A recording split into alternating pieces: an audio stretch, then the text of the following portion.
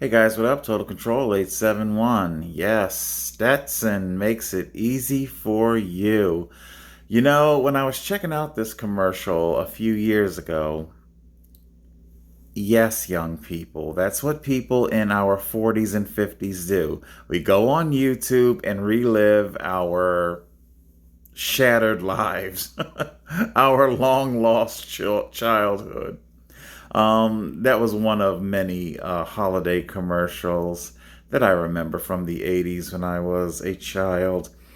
And you know, it's interesting when you go back to watch some of these things, you're looking at it through adult eyes and a whole new understanding. Innocence lost. And I never realized exactly what they were singing. Easy for you. That Stetson makes it easy for you. Meaning easy for you to pick up women. And of course, add on top of that the fact that during the holiday version of that commercial jingle, they had a child's choir singing it. Oh God! Get the get the halls. They had a child's choir singing that shit. Anyway, so as always, I've got something for you guys tonight. I'm not going to be too long. I do want to get my dinner on, so I don't want this to be too long. Tonight we're going to be talking a little bit about surface and air. One if by land, two if by sea, or how many by air? How many? Well, they hadn't invented flight back then. Anyway, let's take a quick look at something. We hear an awful lot about does the virus spread in the air, the droplets, the this, the that? What about surfaces? Here's what I learned when they go to talk about surfaces. Let's take a quick look. And this is being all sourced and referenced from what I can only assume to be authorized, authoritative sources, okay? 166,000 views 2 months ago, you know, DW News. Okay, I take it they're authorized to speak. You know that they're one of the authoritative sources. So let's check out what our authority has to say about surfaces and COVID, shall we? Be it through direct contact or through the air, traces of coronavirus can be transferred to the objects we touch, and in turn, transferred to us. To keep that from happening, we've come up with innovative ways to avoid having to touch things and to keep surfaces clean. But living our lives means it's impossible to avoid all types of contact, so we need to understand the real risks in our environments. How long does the virus remain viable on surfaces? And is it ever there in dangerous amounts? Do surfaces pose the threat we once thought they did? The piece we're about to investigate talks about surface transmission versus air transmission. As we watch this piece, we're going to see how surface transmission is diminished. What I found so interesting about it was that they used or employed scientific data to some degree to diminish the viability of surface transmission. Scientists have been trying to work out how long the virus remains active on surfaces. Researchers in Australia recently tested its survival when left in ideal conditions. The virus is suspended into an artificial matrix that resembles human secretions.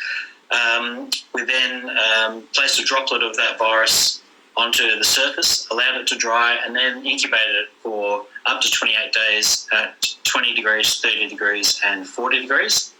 And then we sampled at regular points to see if we can recover any live virus.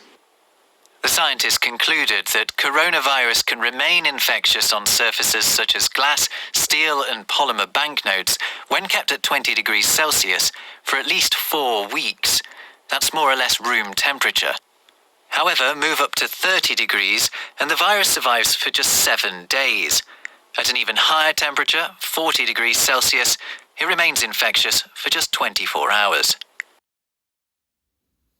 That would be summertime temperatures. We're talking hot as balls, hot as July when you get into 40 degrees centigrade. And of course, all throughout last summer, it was shoved down our throats that coronavirus is spreading unchecked.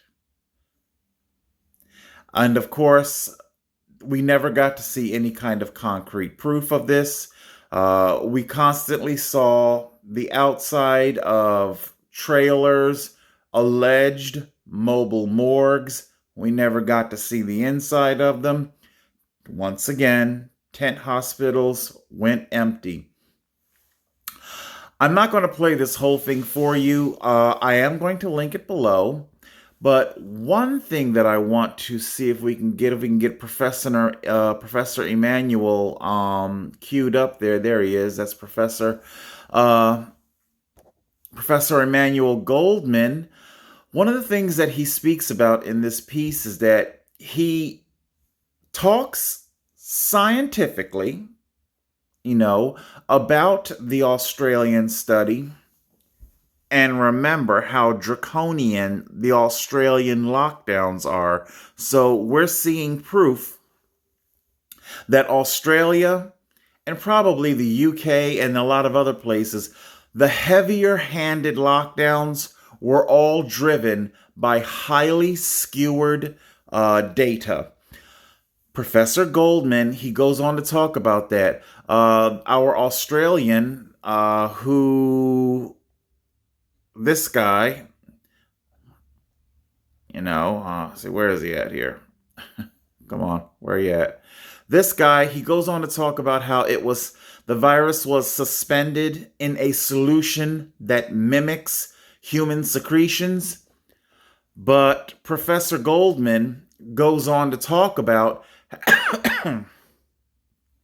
how it was actually a bovine serum. And bovine serum basically encapsulates and protects. So that study was performed in the most ideal. Professor Goldman talks about how when it comes to surface transmission, he's more than willing to blow the whistle on the fact that the data was derived from highly controlled laboratory experiments, okay? And that, well, hell, I'll let Professor Goldman tell you himself. Let me shut up. And I'm joined now by Emmanuel Goldman. He's professor of microbiology at Rutgers University in the U.S. Emmanuel, it's good to have you with us. This Australian study that we just mentioned in that piece, does it tell us anything relevant for normal people about how they should interact with their environments? No, I do not believe so. The conditions that they used for these experiments were just completely out of touch with reality.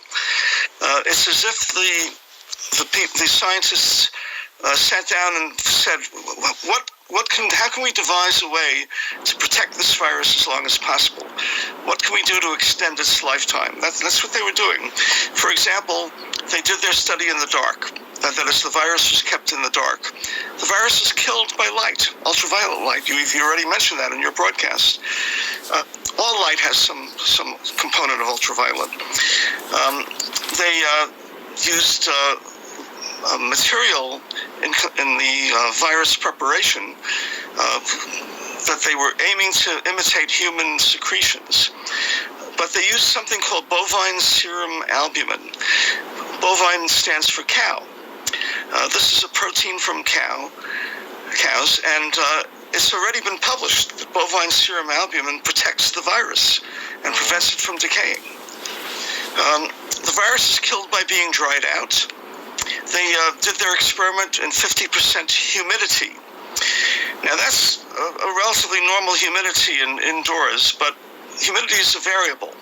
It doesn't always stay at that percent. And it turns out that 50% humidity is the maximum humidity for the virus survival.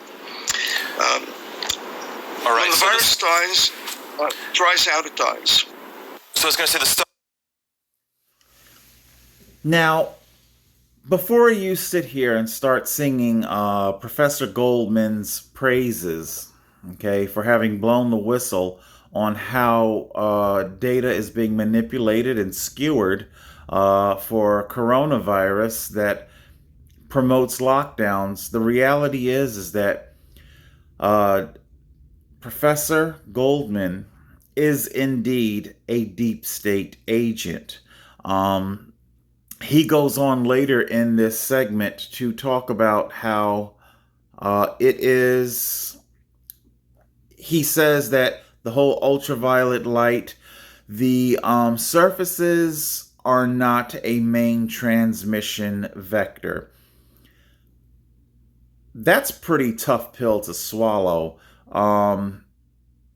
Viruses of all sorts, influenza, coronaviruses, these viruses do indeed are transmitted via surfaces. My God. I don't know if I got any parents out there who, or actually they've been gone for so long, it wouldn't even be the parents. I guess you'd be young people in your 20s. If you remember getting deathly sick after playing inside of a tube shoot playground. Am I saying it right? McDonald's used to have them in their playgrounds in the 80s for sure, and they slowly dwindled away in the 90s. Oh my God, the children would just carry so many germs as they climbed through these they were enclosed. It's a slide, and they're twisty slides, but they're in a completely enclosed tube. So there really was no airing them out. There was no drying them out. And of course, you really only went out to the things in the summer and springtime. The summer sun would just simply microwave the hell out of these viruses and preserve them. And oh my God, you would, a few X amount of hours after playing inside of these gyms, maybe Sesame Place, the ball pit, all that plastic. See, all these things are made of plastics and fiberglass and the type of surfaces that harbor germs so very much. 6 hours later, next thing you know, your puke, both ends are erupting. You're throwing up, you got diarrhea, it's a complete mess. When people take their toddlers into these playgrounds, 6 hours later, your kid is erupting at both ends.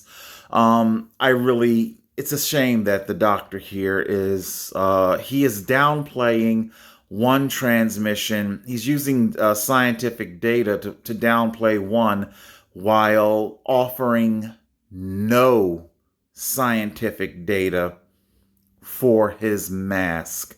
Let's see if we can listen to some of that. For a quarter is left. So you do the math and you go through 4, 5, 6 half-lives and you're down to much, much lower levels of virus. And the half-life that most people have measured on paper is in the order of an hour or two, maybe 3 hours in the New England Journal of Medicine paper. On plastic and steel, that paper had about a 6-hour half-life. Do you think people are overly concerned about surface transmission, that basically they're more worried than they should be? Yes, I do believe that. They are definitely more concerned than they should be. The main concern should be in what you breathe. This virus is contracted by breathing. It's not contracted by surfaces. And theoretically, you can get it from a surface. There is no case confirmed in the scientific literature where this virus has been transmitted by a surface. There are two possible papers that suggest it, but even there, it could just as well have been transmitted by aerosols, by the air that you breathe. For instance, there's a study in South Korea, a case in South Korea where there was a mixed-use building of offices and residences of about 1,100 people in the building. One of the businesses in that building, people got sick with the coronavirus, and everybody in that office got sick. The rest of the building, almost nobody got sick. And Did you pay attention? One of the things that Professor Goldman had to do was correct himself. He started off by saying that it was a study, a case. Are you aware of the difference between a study, an actual scientific study, versus a case? Cases are anecdotal. This person just talked about South Korean, a building, mixed use, and that everybody in that particular office got sick. That vector of transmission could have been triggered. I'm more than willing to entertain that it could have been aerosolized breathing. It also could have been surface. People come in and they touch things at work. Okay? I myself, if you remember when I talked about 2009, being at the hospital for hours and hours, had to call 911 because it had been 6 hours since anybody had been seen in the ER, since they attended to anybody, not just simply me, but anybody. And I was sick like that because the virus, it ran its course throughout security. Okay, it was a very, very small closet office. I still believe that it was surface transmission. I'm going to talk a little bit more about that in just a minute here. What does our doctor say?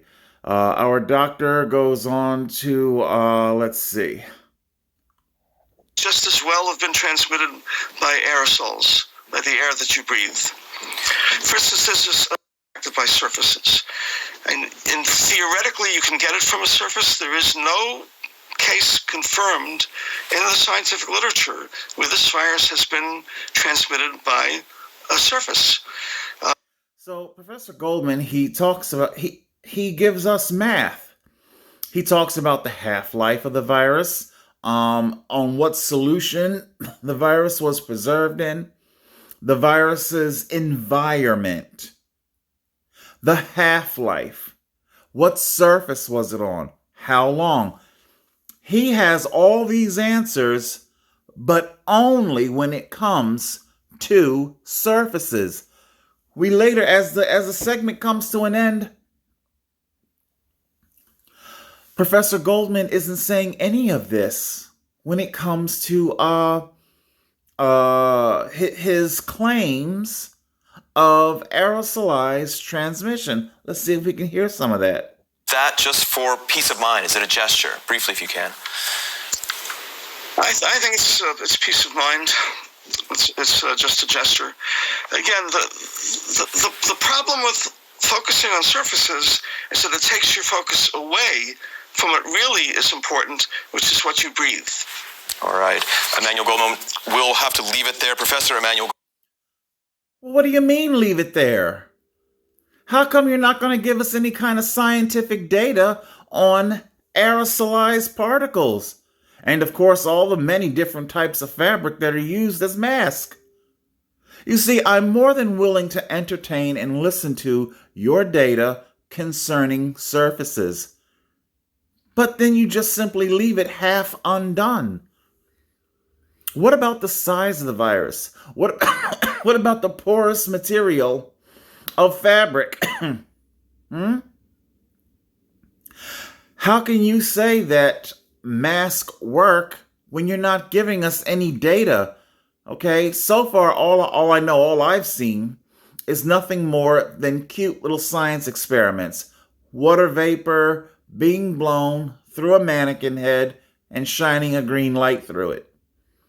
Water vapor is not a virus.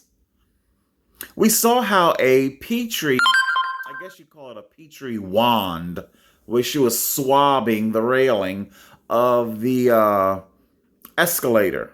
Okay? Okay. Swabbing the escalator. Tell me, can we get some kind of experimentation in the real world? Okay, remember now, your whole segment here has to do with the laughability, as he says it himself, how you got Australia using this super solution to preserve. I mean, my God, apparently this bovine solution is like amniotic fluid to a fetus. It's like the yolk for a chicken in the egg. It's the life-preserving sustenance, okay? Shrouded in absolute dark. Ooh. We got to keep the virus in the dark to keep it alive. Keep it alive so we can keep our lie alive, so that we can keep you locked down. Keep the lie alive so we can keep you locked down. Like I said, I'm more than willing to listen to scientific data, but all you've done was put together some numbers and figures that downplay surface transmission. All while, at the end of your segment, the only thing that you have to say is, wear a mask. That's the best way to protect you. Yeah. Where's the data? Come on, Doc. You had the numbers there a moment ago, and the half-life and the this life. Well, where is all that at now? Anyway, I have my own testimony when it comes to surfaces. Let's listen to that. I fully understand that what I'm about to talk about is androgel and not a virus. But hey, we heard Professor Emmanuel talk using numbers for surfaces, but not for aerosolized. Okay, so I was a hormone super spreader. I think I'm going to use that as the title. Hormone super spreader. I really do hope I get some sort of a albuterol, like one of those vapor treatments. The halls are fine, but I don't have a sore throat. Do you understand? My throat doesn't feel sore.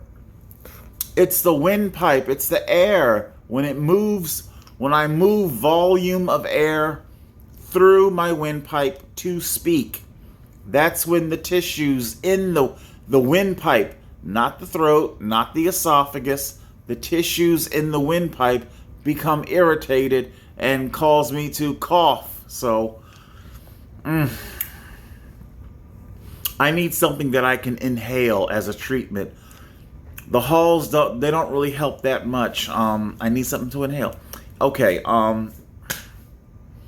which of course takes us back to the beginning of our video. Easy for you, Stetson. I had a buddy. I've always got a buddy. He tried to use hormone replacement in the fashion of it's colognes in department stores that try to pitch themselves as having the capabilities of a hormone / pheromone. Okay. My buddy, we're roommating it. We're also co-workers. I'm not going to get too long with this story, other than he would observe, because I'm a big guy, he's a big guy, and these women on the job, who will remain nameless, although they were largely considered to be very beautiful women, and I'd agree they were, still are. They would, when they would walk past me or I walk past them, they would be like, "Oh my God, oh, you smell so good," and they would kind of like grab the lapels of my security shirt and just kind of like bury their face in my chest, and just kind of, they would always look for reasons to give me a hug. And ironically enough, I think this is like, yeah, this is one of the t-shirts that I would wear under my security, the crew neck t-shirts I'd wear under my security uniform. And that was, yeah, this t-shirt's 15 years old. And they would just grab and they hug, and he would see this. And he, of course, now he's straight. I'm gay and openly gay. So he, in his own mind, he just simply equated, he knew about my hormone replacement therapy, and because it's androgel, okay? So it was that, I didn't really wear cologne. It was that kind of, plus a kind of deodorant, and, plus, I wash every day. The long story short is that he went looking for hormones to maybe make himself more attractive to these women. He went with the injection, which did not have the same results. There's a whole lot more I could say about that, but another time. Surface transmission is what we're talking about. Surface transmission. And yeah, I understand that what I'm talking about now is androgel, the kind that you rub on your shoulders. And according to the instructions, you are supposed to wash your hands with soap and warm water, hot water, thoroughly, very, very thoroughly, more than just your regular washing. God, it's confession time. What am I at, 28 already? This is confession time. Now, before you put on your androgel, you have yourself a nice hot shower, clean, scrub yourself down, you're all good. You come out the shower, and then little ampules, and you rub on your hormone and whatnot. And I would be there, and maybe I would go online, check out this is back in 2006 or 6-ish, something like that, back when I was in my toy collecting. So, I'm always got my head buried in what's the latest toy news and stuff like that. It's how I knew about what the hot trending topics, stuff like that. So, and I'd kind of sit around my room, I got my eye on the clock, waiting for catch the bus, head to work. I'm all done up in my security uniform. I'm ready to head out the door. My hands are bone dry. God, I can't believe I'm going to confess this. I would head out the door. I guess I'll just simply say it and move on. I would not wash my hands sometimes. And I would go out of the house with basically hormonal radioactive hands. Oh my God. Oh my God. Oh God. And this, believe me, this story, it's only going to get worse. Well, depending on how you view it, it could get worse. Oh God. I know my Republican buddies subscribes to this channel. Things are about to get very revealing in just a moment. Okay, so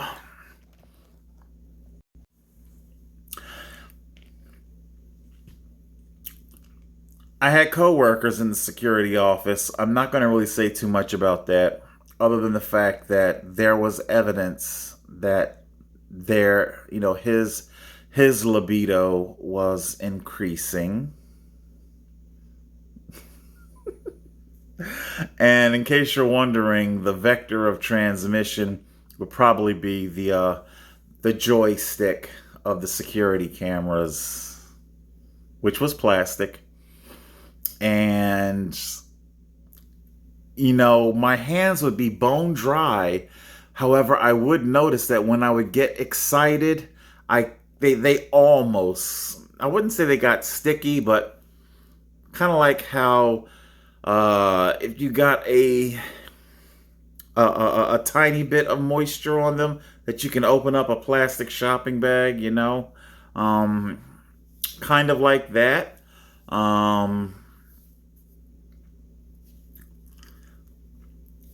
My touching of the joystick, it was the camera's joystick was shared by many people. Again, going back to our 2009 flu virus that ran through security department, I'm pretty sure it was the joystick that was spreading it. And then things. Now, mind you, that may have just been anecdotal there, but the evidence just kept compounding. Oh God. My buddy, who I'm splitting the apartment with, the vector of transmission there most likely was the remote control. We shared the remote control that I would touch. And his, I'm pretty sure his libido picked up. It's kind of why shortly thereafter of my moving in, dude went and got a wife. Did my own curses, did my own poor habit. Did I sabotage myself? It wasn't necessarily bad hygiene in the traditional sense of hygiene. I would eventually, throughout the day, end up washing my hand when I went to the bathroom or something. But you get my point. And I believe it was probably the remote control that sparked his libido, caused him to get a wife, caused him to, next thing you know, he's not he's not renewing the lease, and I'm screwed.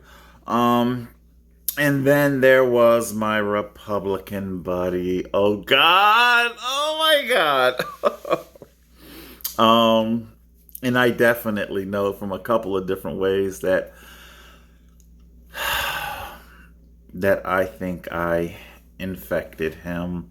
Not only was there shared remote controls, I was never much of a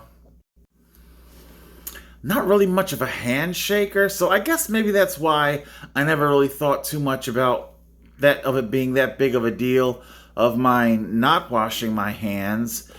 I don't really touch people. I'm not like I said, those chicks on the job, they liked hugging me. I didn't really go to hug them.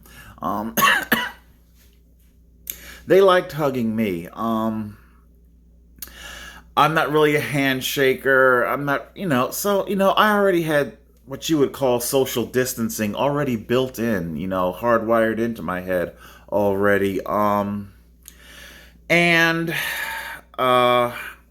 But the long story short is, not only would I started coming over to their house. This is before I lived with them, hanging out, so we're sharing the remote control.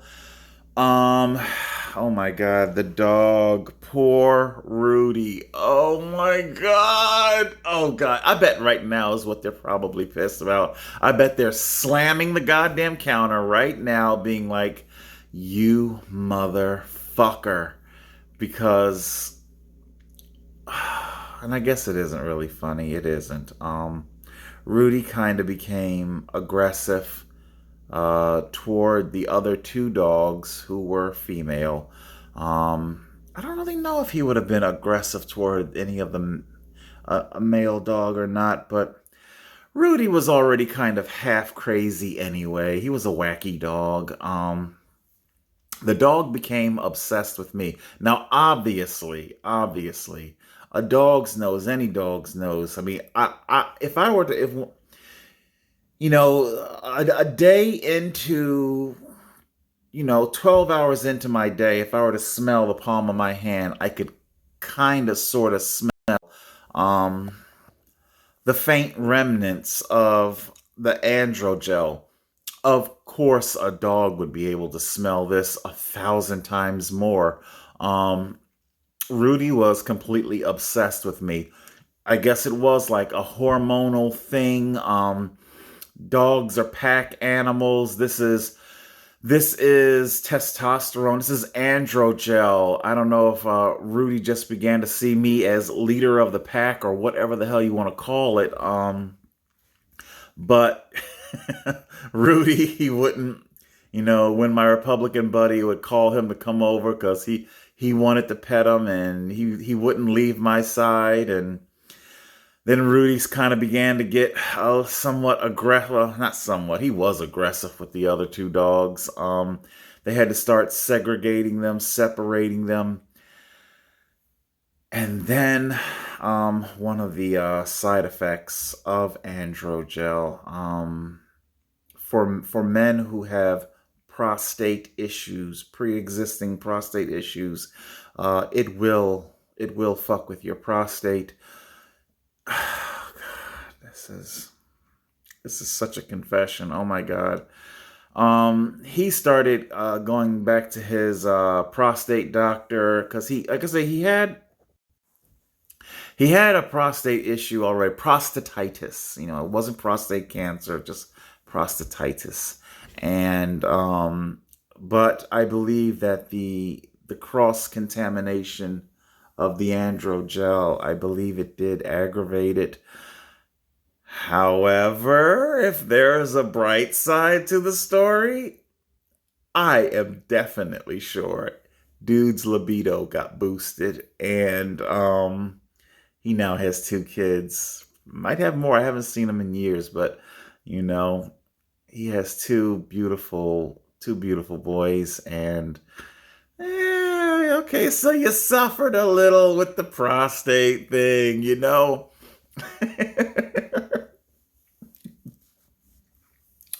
Oh my God. Needless to say, I'm confessing all of this. Number one, I guess to get it off my chest, and number two, despite what Professor Goldman may tell you, surface transmission is a very, very real thing. Very real thing.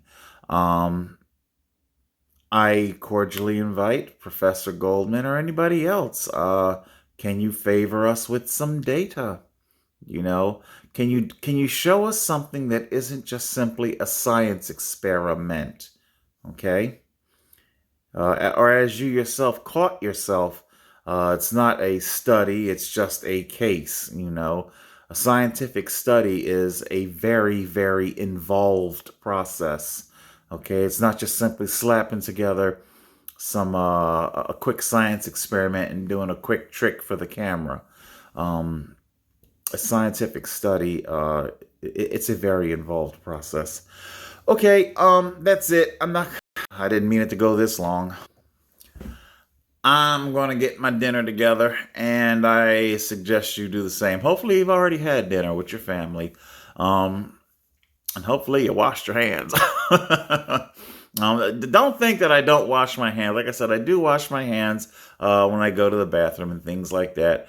It was just,